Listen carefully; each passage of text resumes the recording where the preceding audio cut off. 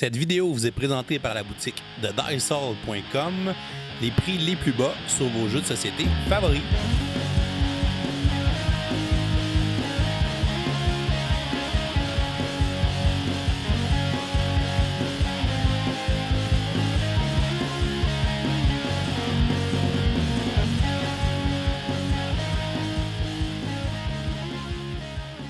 Salut les gamers, bienvenue à Professeur Board Game, je m'appelle David. Aujourd'hui à Board Game 101, non, je ne vous présente pas le tout nouveau Exit en deux parties qui est complètement épique, mais plutôt je vais vous parler de la nouvelle franchise lancée par Cosmos en 2019 qui s'appelle Adventure Games. On a déjà deux boîtes qui sont disponibles, on a la boîte Le Donjon et on a la boîte Monochrome Inc. Chaque boîte est une histoire complètement différente dans un setting complètement différent. On doit d'ailleurs remercier Cosmos de nous avoir envoyé ces deux boîtes qu'on puisse les essayer et vous le présenter en vidéo. C'est un jeu des auteurs Matthew Dunstan et Phil Walker Harding qui se joue de 1 à 4 joueurs et les parties vont durer 75 minutes. On va avoir dans le fond 3 épisodes à faire de 75 minutes pour pouvoir faire l'histoire au complet. C'est un jeu narratif qui nous fait beaucoup penser aux jeux vidéo de point and click où on va se promener, aller découvrir des lieux, explorer des choses, trouver des objets. On va pouvoir utiliser ces objets-là pour avancer dans le scénario, les combiner ensemble ou les combiner avec différents lieux pour pouvoir débarrer des nouvelles choses et essayer de résoudre différentes énigmes. On dirait un mélange entre le jeu vidéo point and click et un jeu de unlock. Alors, Adventure Games, je vous montre comment on joue, ensuite je vous dis ce que j'en pense, et comme on est lundi, on va lancer notre concours du lundi pour remporter une copie de jeu. On va installer le jeu pour une partie en solo. Premièrement, on va séparer les différentes cartes. On va avoir les grandes cartes de lieu qu'on va placer face cachée sur la table. On a ensuite les cartes A avec des numéros qui sont les cartes de mission. Les cartes E avec des numéros qui sont les cartes pour la fin de l'histoire. Et on va avoir les cartes d'aventure qui sont numérotées avec des chiffres. On va placer le livre d'aventure sur la table. C'est un livre qui contient plein d'entrées de texte qu'on va lire pendant la partie pour résumer les actions qu'on va faire quand on va interagir avec des objets ou différents lieux. On peut aussi décider de remplacer le livre d'aventure par l'application mobile de Cosmos. Donc au lieu de lire le texte, on va se le faire narrer de façon audio par l'application. Lorsqu'on joue en solo, on va incarner deux personnages parmi les 4 qui sont disponibles. Alors on va se choisir 2 personnages pour notre aventure et on va garder leur carte de personnage ainsi que leur petit meeple correspondant de leur couleur. Chaque personnage a une qualité qui va avoir des influences des fois dans certaines décisions pendant l'aventure. Par exemple, Okuro, qui est le personnage qui a le trait fort, donc il va être bon dans les épreuves physiques ou dans les combats à main nue, alors que les autres personnages ont chacun un trait différent. Donc Cassandra est attentive, Aref a beaucoup de connaissances et Haruka est agile. On va donc remettre les 2 personnages qu'on n'utilisera pas dans la boîte de jeu. On va ensuite prendre les 12 cartes de cœur et on va les séparer de façon égale entre les joueurs. Donc, dans une partie solo avec 2 personnages, chaque joueur va avoir 6 points de vie représentés par les cartes de cœur. On peut aussi se prendre une carte aide de jeu pour se rappeler les différentes actions qu'on peut effectuer dans notre tour de jeu.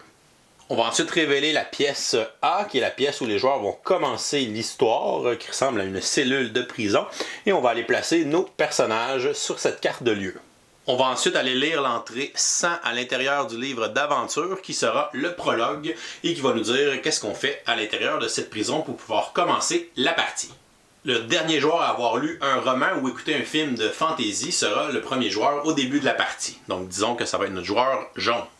Une partie de Adventure Game se joue à tour de rôle. Les joueurs vont pouvoir se déplacer sur les différents lieux pour pouvoir aller exécuter différentes actions, pour explorer les numéros qui sont indiqués dans les différents lieux, pour pouvoir découvrir des objets et essayer de résoudre les énigmes. Ils vont aussi trouver en cours de partie différents objets pour les aider à l'intérieur des cartes aventure. Donc le scénario va nous dire d'aller chercher les cartes numérotées au fur et à mesure pour pouvoir les gagner et ainsi les utiliser dans la résolution des énigmes. Ils vont ainsi progresser au fur et à mesure dans l'histoire à travers 3 épisodes et ils auront l'opportunité d'arrêter leur partie à la fin de chaque épisode et de le sauvegarder pour pouvoir continuer plus tard ou ils pourront jouer les 3 épisodes d'un seul coup pour découvrir l'histoire et arriver à une des fins selon nos décisions et nos actions durant la partie. Au début de son tour de jeu, un joueur peut effectuer un déplacement. Il peut se déplacer dans n'importe quelle pièce qui est face visible sur le scénario. Donc, au fur et à mesure qu'on va avancer, il va y avoir d'autres pièces qui vont s'ajouter pour former un château, un donjon en fait, qu'on va explorer et progresser à l'intérieur. Je ne montrerai pas la carte B pour ne pas vous divulgacher là, pendant la vidéo. Donc si la carte B était révélée, le joueur pourrait comme action de déplacement s'en aller sur la carte B et ensuite il pourrait faire son action principale et explorer un lieu de la carte B. Lorsqu'on fait notre action de déplacement, on peut se déplacer de n'importe combien de lieux tant que les lieux sont face visible pour explorer le donjon. Donc au début de la partie, comme il y a seulement une pièce face visible, on ne peut pas se déplacer, on va être obligé d'aller interagir avec les différents points d'intérêt qui sont dans cette pièce. Un joueur peut interagir avec des objets ou des points d'intérêt avec une des 3 actions possibles. La première est d'explorer et d'interagir avec les numéros qui représentent les différents points d'intérêt dans la pièce où on se trouve. Chacun des points d'intérêt est identifié par un numéro à 3 chiffres qui correspondent tous à une entrée à l'intérieur du livre d'aventure. Donc si par exemple le joueur jaune décide d'aller explorer le point 601 en dessous du lit pour essayer de trouver quelque chose, à ce moment-là, il va aller lire le point 601 à l'intérieur du livre d'aventure. Il va faire sa lecture à voix haute pour que tous les joueurs prennent connaissance des informations divulguées par cette entrée du livre d'aventure. Après avoir lu une entrée, souvent on va trouver différents objets qui vont nous aider dans notre quête. À ce moment-là, l'entrée du livre d'aventure va nous dire d'aller chercher certaines cartes aventure dans le paquet en nous indiquant le chiffre des cartes à aller chercher. Par exemple, en dessous du lit, je pourrais avoir trouvé une espèce de vieux crochet métallique, alors le livre nous dirait d'aller chercher la carte 36 dans les cartes d'aventure et de la placer dans notre zone de jeu. Donc le joueur jaune aurait trouvé un vieux crochet métallique qui pourrait être utilisé pendant notre quête. Cela mettrait fin au tour du joueur jaune. On passerait alors au joueur rouge qui lui non plus ne peut pas se déplacer parce qu'il n'y a qu'une seule pièce dans le donjon pour l'instant, mais il va décider d'aller explorer le point 301 et d'aller regarder le squelette qui se trouve dans notre cellule. L'entrée 301 dans le livre va lui dire qu'est-ce qu'il va trouver ou qu'est-ce qu'il va avoir comme information. Et on pourrait dire qu'il a trouvé une vieille clé métallique ainsi qu'une corde sur le squelette.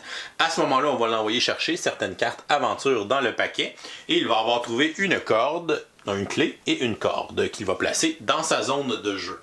N'importe quand, pendant leur tour de jeu, les joueurs peuvent donner des objets aux autres joueurs. Donc le joueur rouge pourrait décider de donner sa corde au joueur jaune qui pourra ensuite essayer de l'utiliser avec les objets qu'elle a sur elle. On reviendra ensuite au tour du joueur jaune qui, au lieu d'aller explorer un point d'intérêt sur la carte, va décider d'utiliser les objets qu'elle a en main. Donc on peut aussi combiner des objets ensemble pour essayer de les faire interagir les uns avec les autres pour former des nouveaux objets ou essayer de faire progresser la partie. Chacun des objets comporte un numéro d'objet, donc qui est le numéro de la carte de l'autre côté qu'on est allé chercher dans le paquet de cartes aventure. Donc ici, mon crochet en métal a le numéro 36 et ma corde a le numéro 49. Si je veux essayer de les combiner ensemble pour faire une espèce de grappin avec ma corde et mon crochet, on va combiner les chiffres en les plaçant un à côté de l'autre en ordre croissant. Donc on va placer le 36 et le 49 à la suite et on va donc aller lire dans le livre d'aventure l'entrée 3649 pour voir si la combinaison de ces deux objets-là peut se faire ou non. S'il n'y a aucune entrée qui comporte ce numéro-là, c'est que les deux objets ne peuvent pas se combiner. À ce moment-là, on va tout simplement perdre notre tour de jeu et passer au prochain joueur. Par contre, si l'entrée existe, elle va nous dire souvent de défausser certaines cartes et de les remettre dans la boîte de jeu. Donc, on pourrait nous dire de remettre la carte 36 et la carte 49 dans la boîte de jeu, c'est-à-dire qu'elles ne seront plus utilisées pour le reste du scénario. Et on va nous dire d'aller chercher une autre carte dans le paquet de cartes aventure pour voir la carte qui forme le résultat de la combinaison de ces deux objets. Donc ici, ça pourrait nous dire d'aller chercher la carte 51 qui serait un grappin, donc une corde avec le crochet au bout. Donc cet objet pourrait nous être utile plus tard dans notre aventure pour avoir accès à des lieux qui sont peut-être en hauteur qu'on n'aurait pas accès si on n'avait pas cet objet-là avec nous. Notre joueur rouge va décider d'aller essayer la clé qu'il a trouvée et d'essayer de voir si c'est la clé qui peut débarrer la porte de notre cellule. Donc on voit que la serrure de la porte a le numéro 101. Donc il va prendre sa clé qui a le numéro 13 et il va la combiner de la même façon avec la porte en ordre croissant. Donc 13 est plus petit que 101. Donc ça va faire le chiffre 13101. On va aller regarder s'il y a une entrée 13101 dans le livre pour voir s'il y a un résultat de cette clé avec cette serrure. Si c'est la bonne clé, l'entrée va nous dire de placer une nouvelle pièce à côté, donc, et de placer notre personnage à l'intérieur de cette nouvelle pièce, et de lire l'entrée d'introduction de cette pièce pour voir ce qui s'y trouve. Certaines entrées ou certains choix que les personnages effectueront pendant la partie vont aussi nous dire de perdre des points de vie. Lorsqu'on va perdre des points de vie, on va tourner les cartes de cœur du côté gris. Donc, chaque joueur ici a 6 points de vie dans la partie à 2 joueurs.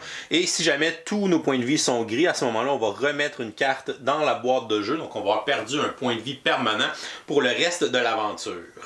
Les joueurs ne peuvent jamais perdre leur dernier point de vie, donc ils ne peuvent jamais mourir, mais le nombre de cœurs restants va influencer le scoring à la fin de chacun des 3 épisodes de l'histoire. On peut perdre des points de vie pendant les scénarios, mais on a aussi des effets qui vont faire qu'on va se soigner. À ce moment-là, on va retourner les points de vie gris et les remettre du côté rouge. Par contre, on ne peut pas regagner des points de vie qu'on aurait placés dans la boîte de jeu. Donc ces cartes, lorsqu'elles sont enlevées, on ne pourra pas les reprendre de tout le reste de l'histoire.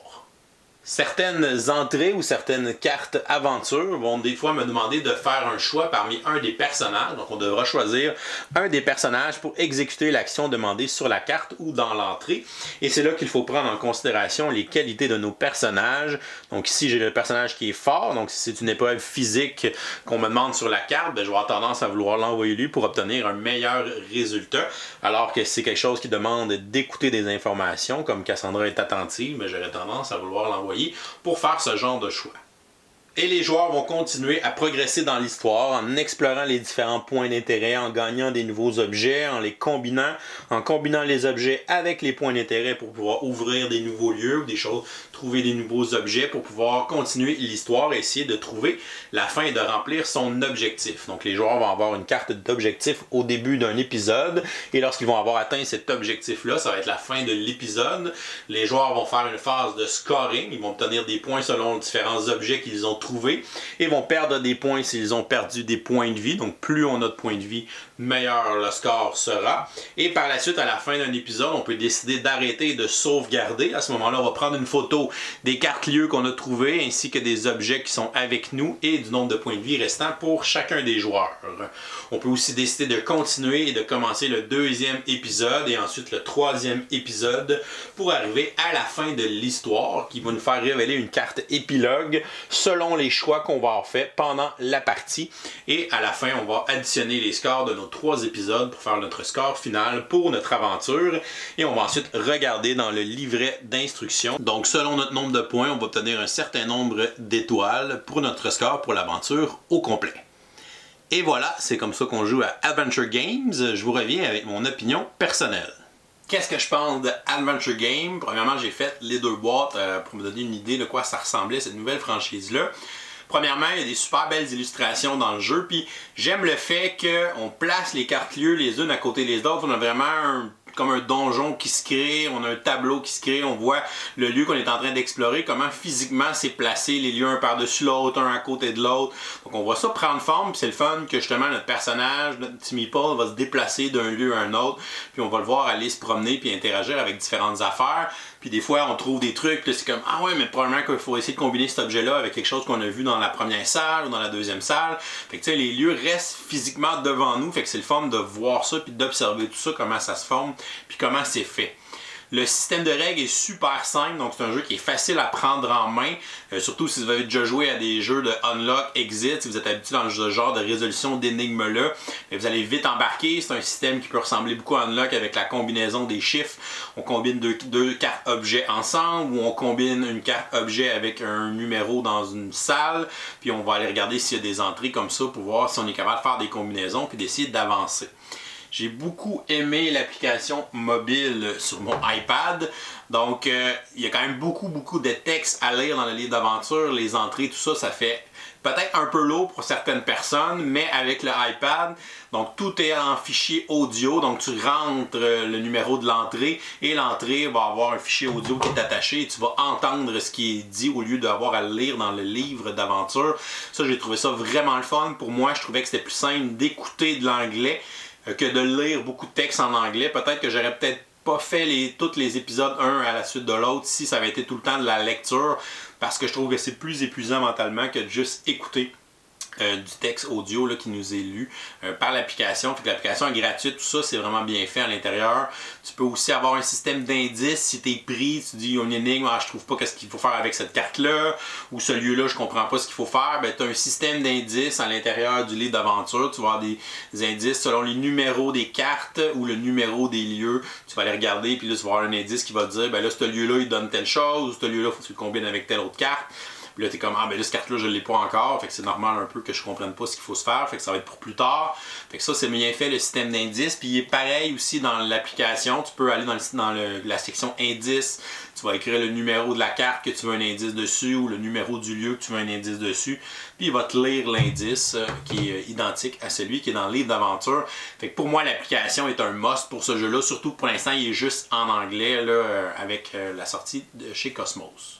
J'ai beaucoup aimé qu'il y ait 3 épisodes par scénario. Ça fait quand même beaucoup de contenu pour une petite boîte comme ça. Puis tu sais, c'est des bons scénarios qui durent au moins 1h15. Là, j'ai fait en solo, fait que ça allait plus vite que si on était avec des joueurs.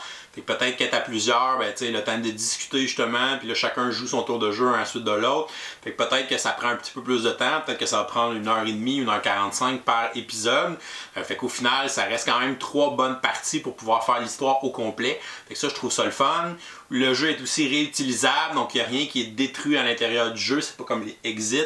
Donc je peux resetter mon jeu, j'ai juste à replacer toutes les cartes en ordre numérique, toutes les cartes de lieu en ordre alphabétique, et après ça je peux prêter mon jeu à quelqu'un pour qu'il le fasse. Fait que ça c'est le fun aussi, le jeu est réutilisable. Les énigmes sont quand même le fun, sont quand même assez diversifiées aussi, donc j'ai eu du plaisir à le faire. Et ce qui m'a surpris, c'est que les 2 boîtes sont assez différentes en fait. Oui, au niveau de la thématique, là, on a un donjon, puis l'autre on a une espèce de corporation pharmaceutique un peu futuristique. Là. Et la deuxième boîte, Monochrome Inc., est 16 ans et plus, fait qu'il y a des petits éléments peut-être un peu plus horreur, un peu plus mature aussi, fait que vous êtes quand même avertis. Fait que ça, c'est quand même bien de l'avoir mis sur la boîte aussi, qu'on voit comme pourquoi il est 16 ans et plus. C'est à cause de ces petits éléments d'horreur-là.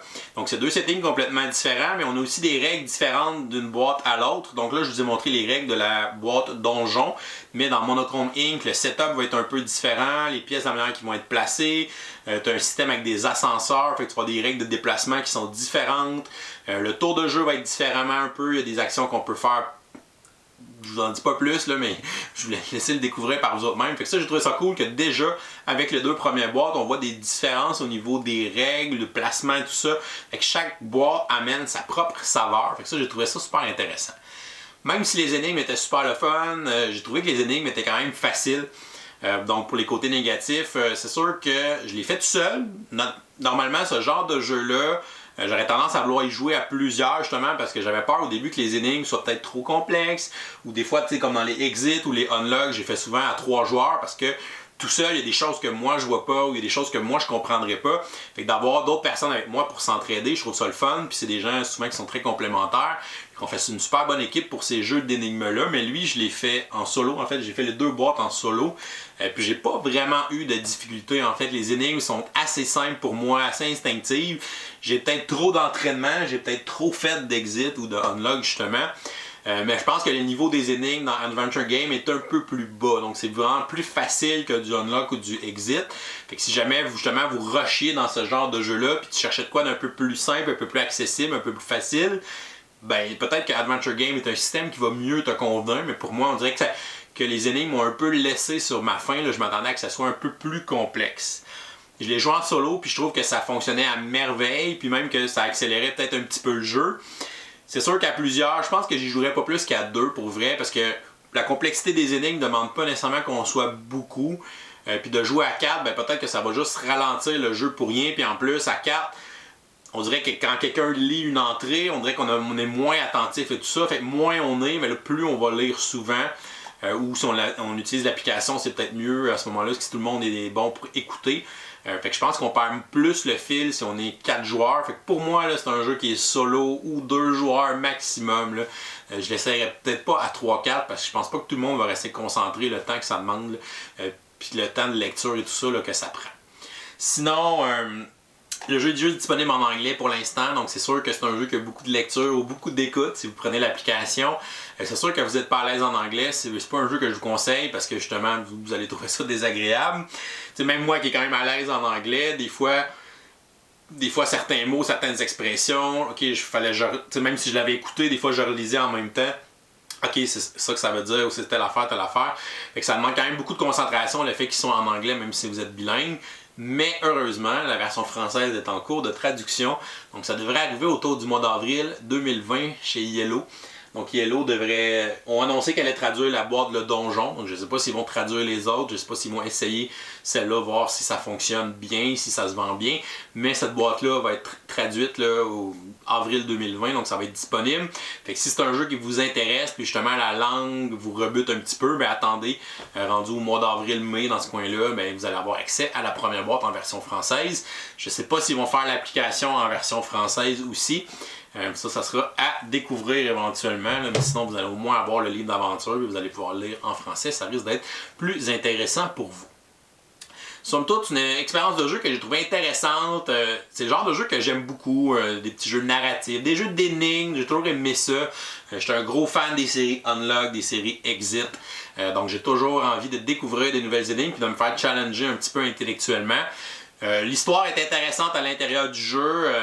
Les deux histoires sont complètement différentes. Il y a quand même des rebondissements, des choses qu'on ne voit pas nécessairement venir.